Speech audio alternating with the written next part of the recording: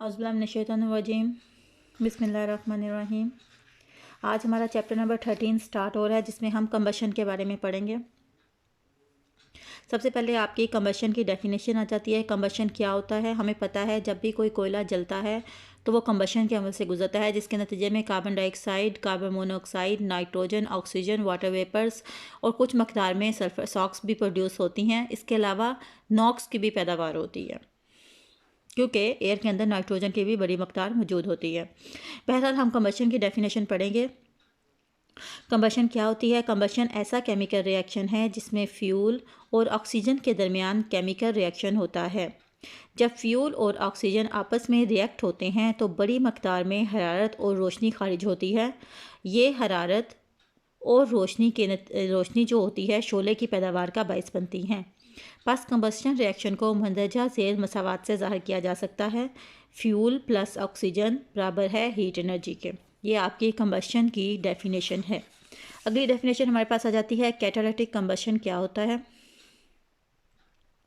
ऐसा chemical reaction जिसमें fuel के ऑक्सीडेशन रिएक्शन में इजाफा करने के लिए कैटालिस्ट का इस्तेमाल किया जाता है और नतीजे में पैदा होने वाली गैर ज़रूरी प्रोडक्ट्स जैसे कि नॉक्स की मकदार में कमी की जाती है, जो कि आलूदगी पैदा करने वाली गैस है।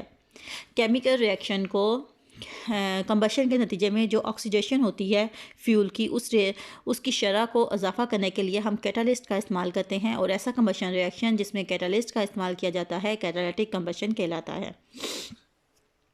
उसके बाद अगली डेफिनेशन हमारी आ जाती है फ्लैश पॉइंट क्या होता है?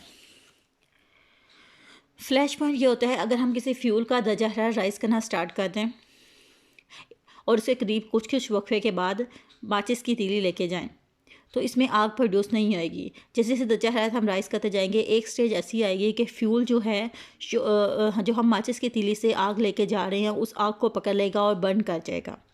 तो इस दर्जा हरारत को हम फ्लैश पॉइंट कहते हैं। इसको हम ऐसे भी डिफ़ाइन कर सकते हैं, वो कम से कम दर्जा हरारत जिस पर कोई भी फ्यूल शोले के एक्सपोजर पर आग पकड़ता है, फ्यूल का फ्लैश पॉइंट कहलाता है। अब क्या हुआ, फ्यूल ने क्या किया, हम फ्यूल का दर्जा हरारत बढ़ाते गए और उसके करीब माचिस की तीली लेके जाते रहे। एक स्टेज शुरू में तो फ्यूल ने आग नहीं पकड़ी, लेकिन कुछ देर के बाद फ्यूल जो है उस माचिस की तीली से जल जाएगा। अब वो कम से कम दर्जा है जिस पे हम माचिस की तीली को हटा भी देते हैं और फ्यूल जो है वो जलता रहता है, उस टेम्परेचर को हम कहते हैं फायर पॉइंट। इसकी डेफिनेशन ये आ जाती है, वो कम से कम दर्जा है जिस पर कोई भी फ्यूल 5 मिनट तक आग पकड़े रखता है, जबकि शोला उसके पास से हटा भी लिया जाए, उसको हम फ्यूल का फायर पॉइंट कहते हैं। अगली डेफिनेशन आ जाती है इग्निशन पॉइंट क्या होता है? वो कम से कम दर्जा है जिस पर कोई भी शय आग पकड़ती है, उस शय का इग्निशन पॉइंट कहलाती है। जैसे कि पेट्रोल का इग्निशन पॉइंट 280 डिग्री सेल्सियस होता है। फ्यूल जो होता है मोस्टली जो होते हैं ऑर्गेनिक इन नेचर होते हैं। ऑर्गेनिक कंपाउंड्स क्या होते हैं उसकी डेफिनेशन आ जाती है, ऐसे मरकबात जो कार्बन और हाइड्रोजन पर मुश्तमिल होते हैं ऑर्गेनिक कंपाउंड्स कहलाते हैं। इनमें कुछ मकदार में सल्फर भी शामिल हो सकती है। इनऑर्गेनिक कंपाउंड्स कौन से होते हैं? कार्बन के कंपाउंड्स के अलावा जितने भी कंपाउंड्स होते हैं वो इनऑर्गेनिक कंपाउंड्स कहलाते हैं। उसके बाद हमारा अगला जो टॉपिक है वो है catalytic combustion sensor. Catalytic combustion sensor क्या होता है? कैटालिटिक कंबशन सेंसर जो होता है, जलने वाली गैसेस की कंसंट्रेशन मालूम करने के लिए हम जिस सेंसर का इस्तेमाल करते हैं उसे कैटालिटिक कंबशन सेंसर कहते हैं। क्या कहते हैं? वो सेंसर जो कि कंबशन गैसेस जो होती हैं या जलने वाली जो गैसेस होती हैं हवा में उनकी मौजूदगी का पता देता है, उसे हम कैटालिटिक कंबशन सेंसर कहते हैं। ये सेंसर जो होता है 1950 से ज़ेर ज़मीन माइंस में इस्तेमाल हो रहा है to detect the methane concentration. मतलब जलने वाली गैस हमें पता है, तो मीथेन की कंसंट्रेशन, ताकि हमारा मीथेन की वजह से धमाका वगैरह ना हो, मीथेन की कंसंट्रेशन मालूम करने के लिए हम कैटालिटिक कंबशन सेंसर का इस्तेमाल करते हैं। इसकी बनावट पे आ जाते हैं। इसकी बनावट में आ जाता है, ये रेफरेंस सेल पर मुश्तमिल होता है, सैंपल सेल होता है और ब्रिज सर्किट होता है। इसके अंदर क्या होता है, इसकी डायग्राम के ऊपर अगर हम आएँ तो इसकी डायग्राम है। इसके अंदर क्या होता है, 2 प्लाटीनियम की हम वायर लेते हैं, उनको कोयल की शक्ल में वाउंड कर देते हैं। एक को रेफरेंस वायर कहते हैं और एक को सेंसिंग वायर कहते हैं। इन दोनों वायर्स की हम 2 तरह के कैटालिस्ट के साथ कोटिंग करते हैं। एक कैटलिस्ट वो होता है जो कि कंबशन रिएक्शन को बढ़ावा देता है, और एक कैटलिस्ट वो होता है जो कंबशन रिएक्शन को इनहिबिट करता है, रोकता है। अब इन दोनों को हमने ब्रिज सर्किट के अंदर इस तरह से लगा दिया है।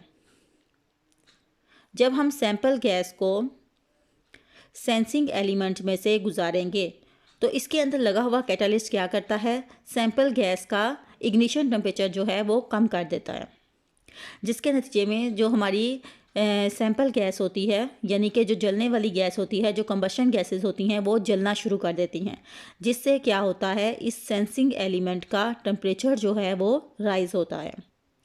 इसका टेम्परेचर राइज़ होता है, लेकिन रेफरेंस एलिमेंट के अंदर कोई तब्दीली वकूअ पज़ीर नहीं हो रही, क्योंकि उसके अंदर हमने ऐसा कैटलिस्ट इस्तेमाल किया है जो कंबशन गैसेस के जलने को ख़त्म करता है। यही वजह है कि उसकी रेजिस्टेंस में कोई तब्दीली नहीं आएगी, लेकिन सेंसिंग एलिमेंट की रेजिस्टेंस जो है टेम्परेचर के बढ़ने के साथ बढ़ जाएगी। जब इसकी रेजिस्टेंस बढ़ेगी तो इस वायर में से गुजरने वाले करंट की मकदार जो है वो कम हो जाएगी, जिससे ये ब्रिज सर्किट जो है वो अनबैलेंस हो जाएगा। और इसके बीच में जो इंडिकेटिंग इंस्ट्रूमेंट लगा हुआ है वो क्या करेगा, इस वायर में गुजरने वाले करंट और रेफरेंस एलिमेंट में गुजरने वाले करंट का एनालिसिस करेगा, और उस एनालिसिस की बुनियाद पर वो क्या करेगा, हमें जलने वाली गैसेस की कंसंट्रेशन बताएगा, जो कि डायरेक्टली प्रोपोर्शनल टू होगी resistance of the sensing element के, या गुजरने वाली करंट पर इन्हिसार करती होगी जिसकी वैल्यू। इस तरह से हमारा कैटालिटिक कंबशन सेंसर जो है वो काम करता है। मैं दोबारा बता रही हूँ, कैटालिटिक कंबशन सेंसर जो होता है वो इस्तेमाल किया जाता है ज़ेरे ज़मीन माइंस में to find out the combustion gases की कंसंट्रेशन के। कंबशन गैसेस की कंसंट्रेशन को मालूम करने के लिए अंडरग्राउंड माइंस में हम इसका बहुत ज़्यादा इस्तेमाल करते हैं, जिसे हम कैटालिटिक कंबशन सेंसर कहते हैं। ये 2 प्लाटीनियम की वायर्स पर मुश्तमिल होता है, जिसको कोयल की शक्ल में वाउंड कर दिया जाता है, और इनकी डोपिंग की जाती है मुख्तलिफ कैटलिस्ट से। एक कोयल को हम ऐसे कैटलिस्ट के साथ डोपिंग करते हैं जो कि कंबशन को बढ़ावा देता है, और एक वायर को हम ऐसे कैटलिस्ट के साथ डोपिंग करते हैं जो कि कंबशन रिएक्शन को इनहिबिट करता है, रोकता है। अब इन दोनों कॉइल्स को हमने क्या किया, ब्रिज सर्किट के अंदर लगा दिया, जिस तरह के डायग्राम में दिखाया गया है। करंट सप्लाई हो रहा है, करंट गुजर रहा है इसके अंदर। इनिशियली हमारा बैलेंस, जब तक कोई सैंपल गैस का सैंपल नहीं गुजारा गया था, हमारा ब्रिज सर्किट जो था वो बैलेंस था। लेकिन जैसे ही हमने कंबशन गैसेस को गुजारा तो रेफरेंस एलिमेंट में तो कोई तब्दीली को पजीर नहीं हुई, क्योंकि उसके अंदर ऐसा कैटालिस्ट लगा हुआ था जो कि कंबशन के अमल को रोकता था। लेकिन सेंसिंग एलिमेंट में क्या हुआ, ऐसा कैटलिस्ट लगा हुआ था जिसने कंबशन गैसेस का इग्निशन टेम्परेचर कम कर दिया, और कंबशन गैसेस जो हैं वो जलना शुरू हो गई, जिससे इस वायर का, इस कॉयल का टेम्परेचर जो है वो राइज़ हो गया। टेम्परेचर राइज़ होने पर इसकी रेजिस्टेंस भी बढ़ गई, जिसकी वजह से इसमें से गुजरने वाले करंट की मकदार जो है वो कम हो गई। इंडिकेटिंग इंस्ट्रूमेंट ने इन गुजरने वाली दोनों एलिमेंट्स में गुजरने वाली करंट का एनालिसिस किया और बताया कि कितनी कंबशन गैसेस जो हैं वो एयर में मौजूद हैं। इस तरीके से सैंपल एयर का सैंपल गुजारा, जिसमें से हमारी कंबशन गैसेस भी हो सकती हैं, और ऑफ कोर्स एयर तो होगी। तो इस तरीके से हमारा जो है कंबशन सेंसर जो है वो काम करता है, और हमें बताता है कि कितनी कंबशन गैसेस जो हैं वो एयर में मौजूद हैं या सैंपल में मौजूद हैं।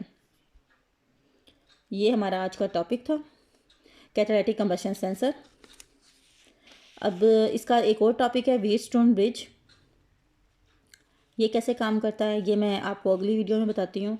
आपने पढ़ा हुआ है इसके मतलब, लेकिन फिर भी अगली वीडियो में बता देती हूँ। कैटालिटिक कंबशन चैम्बर की तो समझ आ गई होगी सेंसर की, कि ये जो है जलने वाली गैसेस का पता लगाता है। ये मैंने इसके नोट्स बनाए हैं, ये मैं आपको भेज देती हूँ। ये आपके नोट्सों में नहीं है लेकिन आपके कोर्स में है, ठीक है। ओके, फिर अगली वीडियो देखें व्हीटस्टोन ब्रिज के।